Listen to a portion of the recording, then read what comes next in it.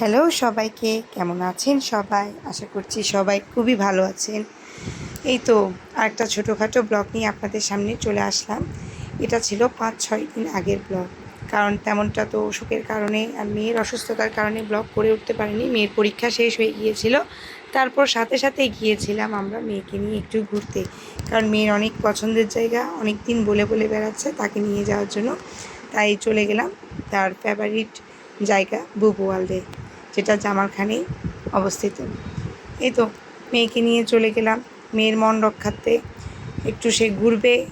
তার অনেক ফেভারিট একটা জায়গা।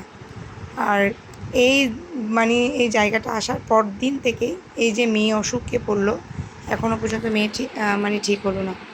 তার এখনও পর্যন্ত জ্বর লেগে আছে। এই অনেক দিন ধরে সে তালবাহানা করছিল একটু তাকে ঘুরতে নিয়ে যাওয়ার জন্য। তার পরীক্ষাও শেষ হয়ে গেছে, সঙ্গে সঙ্গে নিয়ে গিয়েছিলাম। আর নিয়ে গিয়েছিলাম বলে, নাহলে তো মেয়ের আর ঘোরাই হতো না, কারণ সে যে অসুস্থতায় পড়েছে। তো মেয়ে সেদিন অনেক খুশি ছিল আর অনেক মজা করছিল। আর আমরাও মেয়ের সাথে সাথে মেয়ের মজাগুলো অনেক উপভোগ করছিলাম। অনেক একটা বাচ্চাদের একটা খুব একটা সুন্দর একটা প্লে জোন, যেখানে গেলে সবার অনেক ভালো লাগবে, বিশেষ করে বাচ্চাদের। সব কিছুই আছে।